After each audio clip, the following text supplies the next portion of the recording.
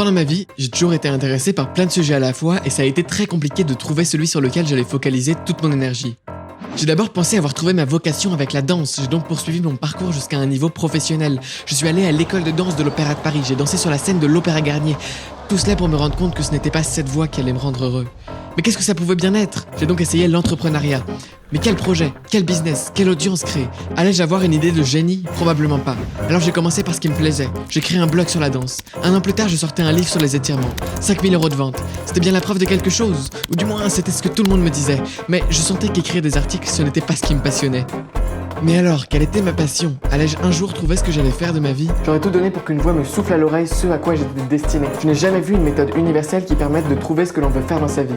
Alors je me suis creusé la tête et j'en ai créé une. C'est ce que j'ai envie de partager avec vous dans cette vidéo.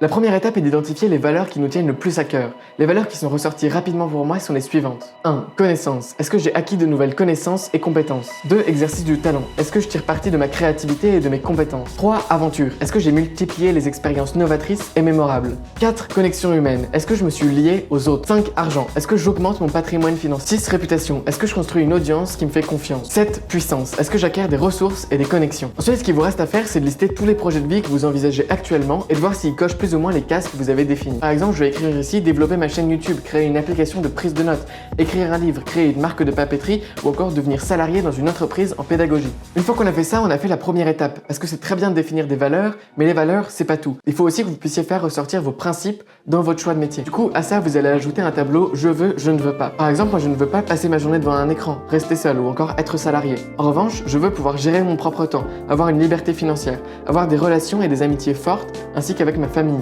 Et enfin, pouvoir voyager. Une fois que vous avez fait votre tableau je veux, je ne veux pas, regardez tous les projets de vie que vous avez écrits. Si le projet en question répond à plus de 2 critères dans la case des je ne veux pas, vous le rayez immédiatement. Et s'il lui manque au moins 2 je veux, vous le rayez aussi. Par exemple, devenir salarié dans une entreprise en pédagogie, je peux immédiatement le rayer puisqu'il ne correspond pas à mes je veux, je ne veux pas. Ensuite, vous allez ordonner vos valeurs par ordre de préférence. Par exemple, moi j'ai mis les connaissances au-dessus et l'argent plutôt en bas de la liste. Une fois que vous avez fait ça, vous allez donner un certain nombre de points à chacune de vos valeurs. Par exemple, si vous avez 7 valeurs, à ce moment-là, votre première valeur aura 7 points. Par exemple, la valeur connaissance, pour moi, elle représente 7. Et la valeur argent, elle représente 3. Ensuite, en fonction des différentes valeurs que notre projet coche, on va devoir lui attribuer le nombre de points qui correspond à cette valeur.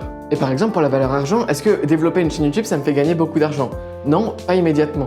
En revanche, développer une marque de papeterie, bah oui, bien sûr, c'est du e-commerce. Ainsi, chacun de vos projets va avoir un certain score. Et là, vous allez réellement pouvoir vous rendre compte des projets qui vous intéressent. Moi, j'ai fait ça et est ressorti de ce test, évidemment, le fait de continuer à développer ma chaîne YouTube, d'écrire un livre ou encore de développer des articles de blog. Super, maintenant vous avez réussi à trouver votre projet idéal. Maintenant, il nous reste simplement à voir comment est-ce qu'on fait un choix sans regret. Pour choisir entre deux situations, il faut toujours choisir celle qui vous donnera le moins de regrets quand vous aurez 80 ans et que vous regarderez sur votre vie. Après, ça devient très facile. Par exemple, est-ce que je m'en voudrais si je n'ai pas monté une marque de papeterie? Non, pas vraiment. Est-ce que je m'en voudrais si je suis pas allé à fond dans mon délire de création de contenu?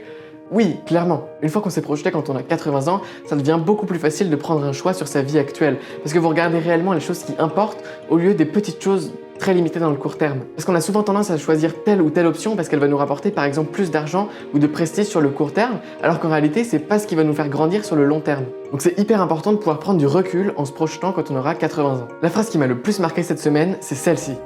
Moi, je pense que la recette du bonheur, c'est de décider que tu vas être heureux. Tu vas être fou dans ce monde de fous, mais que tu vas être un fou qui se marre. Je pense que c'est la seule recette.